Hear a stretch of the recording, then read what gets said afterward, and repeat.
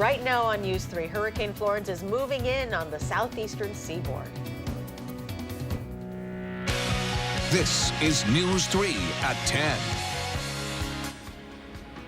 Some have called it the storm of a lifetime. The days of waiting for Hurricane Florence are now over. Its outer bands are already being felt in the southeastern United States, where it's due to make landfall in the coming hours. Thanks for joining us tonight. Although the eye of the storm won't hit until early tomorrow morning, the wind and rain has been pounding the southeastern coast now for hours. Those winds reaching near 100 miles per hour.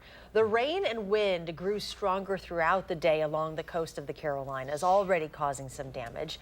Once a Category 4 hurricane, it's a Category 2 because wind speeds have weakened. But officials still fear it will bring cataclysmic flooding to the region. To anyone still unwilling to take this storm seriously, let me be clear. You need to get yourself to a safe place now. Evacuation orders are in effect in several cities up and down the eastern seaboard. More than 1.5 million people were told to seek higher ground ahead of what could be a 13-foot storm surge. Let's check in now with Chief Meteorologist Gary Canalti, who has a closer look at this storm. Gary? Eric, as you mentioned, landfall for the eye of the storm will probably be sometime early tomorrow morning as we take a look at high-resolution Doppler radar. The center of the eye about 60 miles to the east of Wilmington, North Carolina. Tornado watch in effect for much of eastern North Carolina. Flash flood warnings already in effect along the coast there.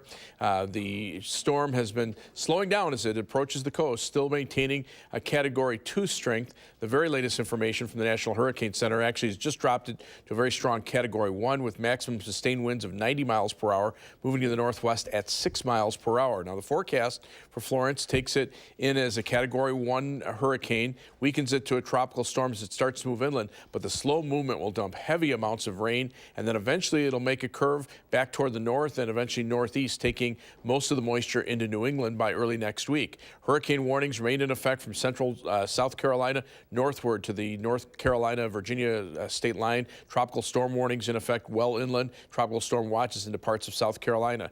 The U.S. GFS computer model showing 10 to 25 inches of rain, mainly over southern portions of North Carolina and extreme northeastern portions of South Carolina. But the European computer model shows a much larger area of heavy rain because of the slow movement of the storm. So it's more likely that those totals will probably be reached. Now, while Florence is moving inland, our weather is staying very quiet. Not a drop of rain across Wisconsin. Low temperatures this morning started out in middle 40s to lower 50s because the air is pretty dry. High temperatures today range from the middle 70s near Lake Michigan to near 80 in Madison to the low to mid 80s to the west of Madison. And current temperatures are in the 60s most areas. Mineral Point still at 70 degrees. Dew point temperatures are starting to climb. They're in the upper 50s to around 60 degrees. So it won't be quite as cool at night. Look for a high temperature tomorrow of about 82 under partly sunny skies. That's your first look forecast. All right, Gary, thank you. Next at 10, the town of Merrimack dealt with questionable water for decades. And after years without a permanent solution in place, they are demanding more from the source, the U.S. Army. Amy Reed spoke with people in Merrimack today about how they hope to fix this problem. Yeah, there are a few different ways people are coming at the Army to try and get this done. There's the town of Merrimack, a citizen action group, and of course the Army itself, which says they're doing everything they can. All of them want the same thing, a clean, safe drinking supply for the people of Merrimack. Their ways of getting there, at least right now, is where they differ. These maps show groundwater contaminant plumes. Laura Ola has been studying water contamination in her town for 28 years, which is as long as she said it's been a problem. She watches as these plumes that mark chemicals from the Army ammunitions plant creep closer to her and her neighbors' wells. Contaminants here that were a problem at the time are different than down here. The Army tests the area regularly to make sure the drinking water hasn't been affected. But Laura said they aren't testing for everything. She wants them to check for one more type of chemical, PFAS, a family of toxins that can dissolve in water. It's extraordinarily toxic to expectant mothers and babies. So that's the other reason waiting 9 months is too long. The Army agreed to look for 2 types of those chemicals on the base a few months ago, but Laura said they should test off-site first to make sure people aren't drinking contamination while results come back, something she says has happened. This tragedy has happened before, and we're just not going to stand by and let it happen again. Tim McCumber said he's also seen the Army make mistakes, like promising a municipal water system in 2010, but walking back on it just last year. Honestly, with what we've been doing here for the past year, with the continued testing and we have contamination, we don't have contamination, it's the same discussions we were having 10 years ago. Nothing has changed. The town wrote a resolution to make the Army pay for the municipal water anyway, which they handed to the Army yesterday ahead of a meeting with them tonight. We are doing what we are able to do at this time. We are working with the WDNR to come up with a solution and making sure that we are keeping everything as safe as possible. What all groups say they want is water people are able to drink without fear of getting sick. We have a human health risk. We want the human health risk assessed, and we want it resolved. But right now, that's not something the Army can guarantee. So the groundwater is all safe? No, we cannot make that statement at this time, but we can say it is within applicable standards. You heard the Army started testing for those chemicals, PFAS. The Army said they should start getting results back in the next few weeks. As for building a municipal water system, they said they couldn't comment on that at this time. Amy Reed reporting tonight. Amy, thank you. Governor Walker is taking the first steps to request federal assistance in response to the widespread flooding and tornado damage across the state. In a release today, his administration said the governor has requested FEMA to conduct a preliminary damage assessment. The Dane County District Attorney's Office says it is not pursuing charges against Badger football player Danny Davis. It's in connection to the sexual assault charges against his teammate Quintez Cephas. Davis was suspended for the first 2 games. He is expected back Saturday against BYU. On Monday, Cephas was ordered to stand trial on the charges that he faces. Meanwhile, the Dane County DA, Ishmael Ozan, settled a federal lawsuit filed by a former assistant DA who ran against him in a 2016 primary after Ozan won the election. Assistant DA Bob Jambois filed a lawsuit claiming Ozan had retaliated against him, assigning him a bigger caseload and forced him out of office. The lawsuit settled this week for $350,000. Ozan maintains no one in his office did anything wrong. Both men are state employees, so taxpayers will foot that bill. Homes across several neighborhoods north of Boston exploded in flames after a gas leak this afternoon. Authorities blame the fires on gas lines that became overpressurized. Crews scrambled to battle all the different fires, which would hit one home and then another several blocks away. Entire neighborhoods were evacuated with fears any home could be next. Several people were injured, including at least one firefighter. The upcoming gubernatorial debate between Governor Walker and challenger Tony Evers is being rescheduled. It was scheduled for October 5th, but the Wisconsin Broadcasters Association announced today it will be moved to October 18th. Both parties have agreed to participate. While cell towers bring better phone service and high-speed internet, they can be a bit of an eyesore, and it's not something many homeowners want built right next door. But that's what's happening in Barneveld after a company made an agreement with a property owner there to build a tower near several homes. Our Madeline O'Neill has more. The country's great. Any resident here in rural Barneveld will tell you they have a beautiful view. I was not happy. But many here say no one told them just how much that view will soon be changing. Nobody's happy up here. Well, nobody knew about it. Sydney Crook is used to mowing this piece of land that's right next to her property. You know, to have something that tall, that close to your house, it just doesn't seem safe. Now it's set to be home to a 195-foot cell tower neighboring her house of 20 years. When the guys who came to dig to set it up, they were shocked too. They said they've done hundreds of these and they have never done one this close to a residence. What's this going to do to our property values? What's it going to do? How's it going to affect the health and safety of not only my family but the rest of the subdivision here? Neighbors down the road echo concerns, saying the communications company Bug Tussle hasn't done a good job communicating its plans for the tower. No communication.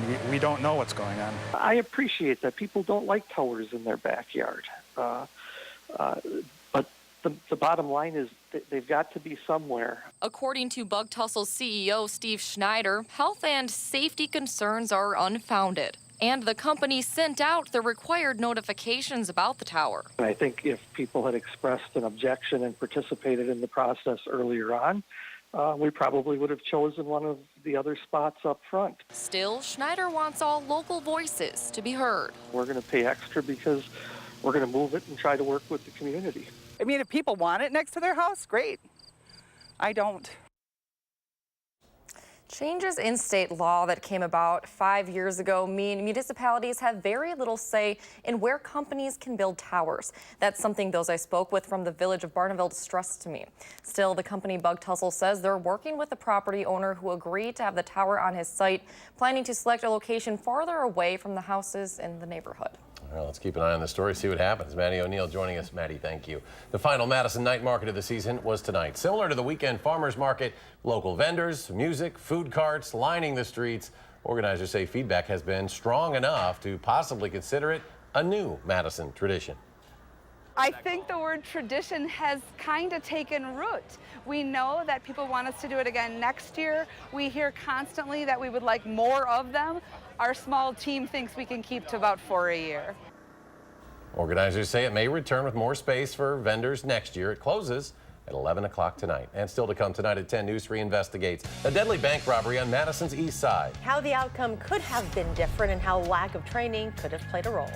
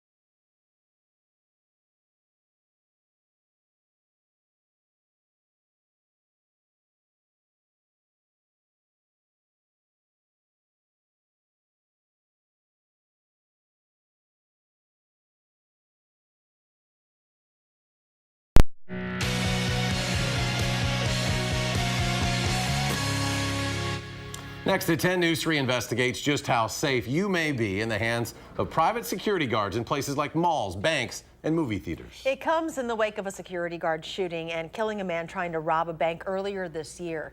News 3's Keely Arthur tells us how much training, if any, they're getting. It happened in a matter of seconds on March 1st at a Madison Chase bank. Surveillance video shows private security guard Charles Daling on his phone as Luis Narvaez approaches a bank teller. Immediately, Daling is up, raises his weapon, and within 4 seconds, Narvaez, unarmed at the time, is shot in the back.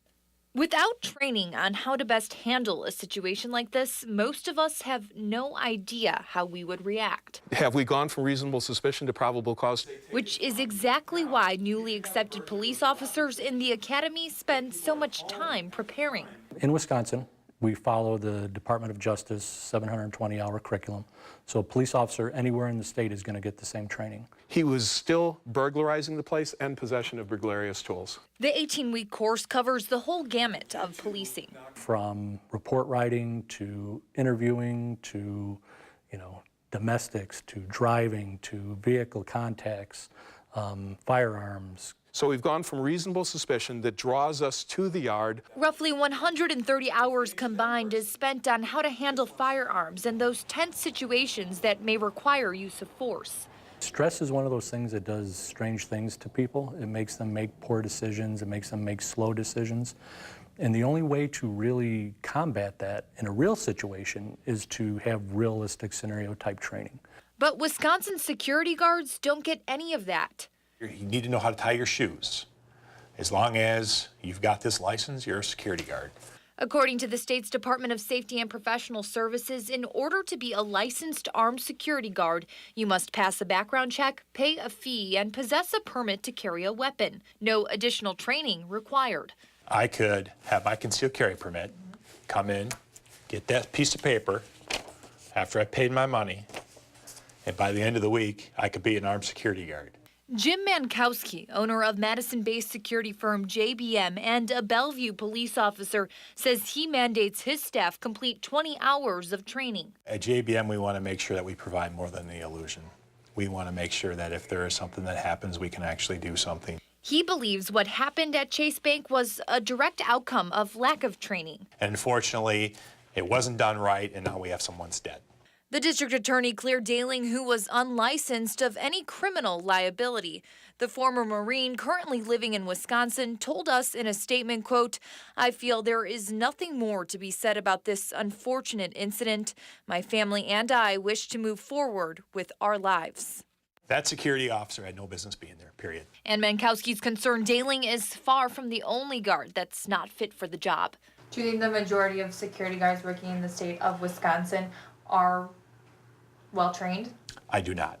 Some businesses have taken the guesswork out of it, opting to hire off-duty Madison police officers instead. We can provide trained officers, that have a lot of years experience on the street, a lot of years of experience dealing with individuals in all types of situations. So, we do get hired to provide security. Those businesses now include Chase Bank, where the shooting happened. Perhaps a step in the right direction, but Mankowski says without proper legislation, the reliability of a guard and how they will defend you is uncertain. We have a duty to protect others. And you have to get out there and give these people the bare minimum and the tools necessary to do that. That was Keely Arthur reporting. The Department of Safety and Professional Services says it received 2 complaints regarding the Chase Bank shooting. And they did not open investigations into either complaint. Chief Meteorologist Gary Canalti joins us now with a look at our forecast. Well, while Florence affects the Carolinas and eventually much of the East Coast, our weather will stay high and dry at least for a few more days before Florence moves in, and then eventually the weather systems that are backed up can start moving across the country. Let's start out by taking a look at our high temperature trend over the next 7 days. You can see we're looking at warmer than normal weather. The average high temperature tomorrow is 73. It drops to 70 just a week from now, but our high temperatures will be in the lower 80s through Monday. Some shower and thunderstorm chances on Tuesday, and then a little cooler for Wednesday. A warm front comes back northward, some shower and thunderstorm chances on Thursday, but temperatures will generally stay in the 70s even beyond the 7-day period. 8 to 14-day temperature outlook from the Climate Prediction Center from September 21st through the 27th calls for above normal temperatures for most of the country from southern Wisconsin southward. Here about a 1 in 3 chance of above normal temperatures. To our north, equal chances of above or below normal temperatures. Precipitation, though, expected to be above normal, about a 40% chance or a little bit greater of above normal precipitation. And that's just as we start to see a series of weather systems moving across the country. And as we get into the fall season, that means that we start seeing a little more active weather patterns. Time lapse from the WISC Skycam from early this morning. Try to look for any cloud cover through the entire day today. Just a couple of clouds, and then you go towards sunset. And I mean, it's one of those days that you just couldn't get any more sunshine than we had. Live view from the Edgewater Skycam in downtown Madison shows clear skies, quiet conditions tonight. Low this morning, 53. The high temperature at a very pleasant 79. And right now we're at 66. Skies are clear, winds out of the southeast at 6 miles per hour. Dew point temperature a little higher in the upper 50s, so temperatures will probably be in the mid to upper 50s by early tomorrow morning. There's Florence about ready to make landfall in North Carolina, but the tropics are pretty active. There are more storm systems out in the Atlantic and then also down toward the Caribbean as well. But around the rest of the United States, the weather very quiet through our part of the country, and we'll have to wait before this weather system when a cold front reaches us, and that probably won't happen until early next week. Everything will be backed up thanks to Florence. So our forecast calls for clear skies overnight, low temperature dropping to 56. For tomorrow, look for partly sunny skies and a high temperature of 82 degrees. And future track, look for clear to partly cloudy skies overnight, low temperatures middle 50s, high temperatures tomorrow getting in the lower 80s. Tomorrow night, temperatures upper 50s for overnight low temperatures, and then we'll be in the lower 80s on Saturday. And the 7 to 10 day forecast calls for nice warm weather for Sunday and Monday. Then Monday night into Tuesday, a chance for some shower and thunderstorms. Wednesday, a little cooler. Thursday, another round of showers and thunderstorms into Friday morning, and then another chance from later Saturday into Sunday of next weekend. So we start getting in a little more active weather pattern, but at least the temperatures will be pretty comfortable. All right, Gary, thank you. You're welcome. Thanks, Gary. In some ways, Saturday's Badger football game against BYU will look a little bit like a Big Ten game. The story coming up in sports.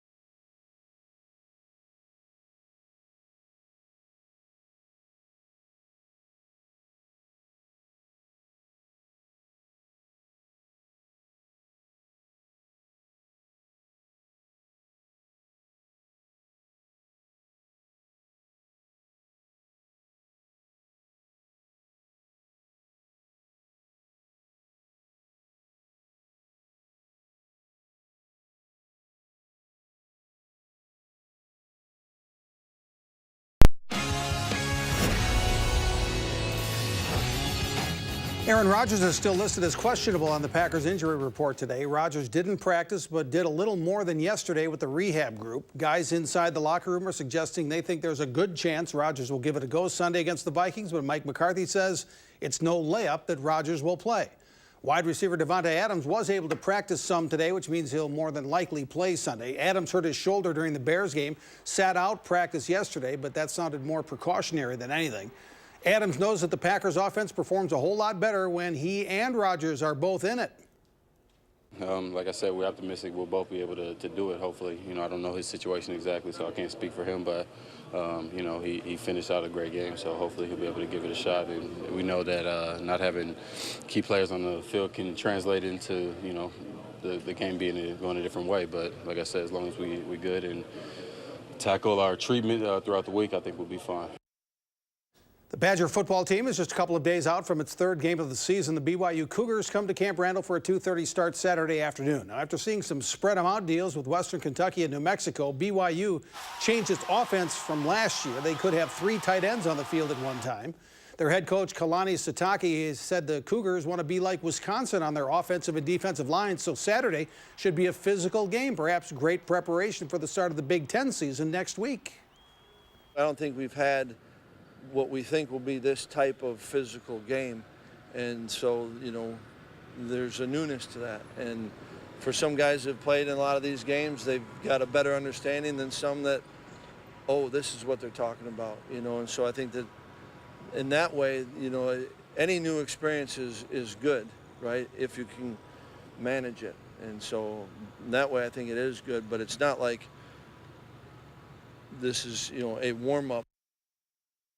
Tomorrow night's Prep Mania high school football game of the week is the Dandy. Sun Prairie and Verona both 3-1, a game behind still undefeated Madison Memorial in the Big 8. You can watch the Cardinals and Wildcats live tomorrow night, 7 o'clock, TVW and channel3000.com.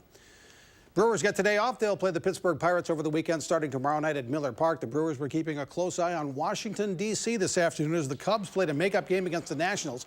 Javier Baez continues his MVP season. How about this one? Baez bunts home the winning run in the 10th. Baez goes 3 for 4 with a homer, 3 RBI, and that game winner. The Cubs win 4-3. They're back home to face Cincinnati tomorrow night. That game was moved from the afternoon to the evening at Wrigley Field. Now, with the win, the Cubs are a game and a half ahead of the Brewers in the NL Central. The Brewers, though, in good shape in the wild card race. Milwaukee is 3 games ahead of the Cardinals, who lost to the Dodgers in St. Louis tonight. And we'll be right back.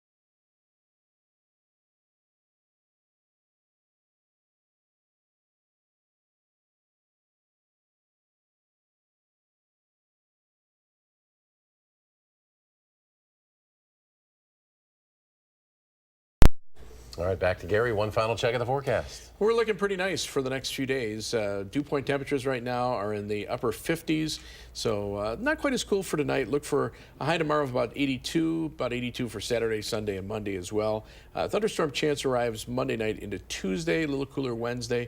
More thunderstorm chances Thursday into early Friday, and then again later Saturday into Sunday. High temperatures next week, mainly in the 70s. Looks good tomorrow for your big game of the week, huh? And a big one it is in Verona. Sun Prairie and Verona. All right, Jay, thank you. Thank you, Gary, and thanks for joining us for News 3 at 10. And do something good. We'll see you back here tomorrow.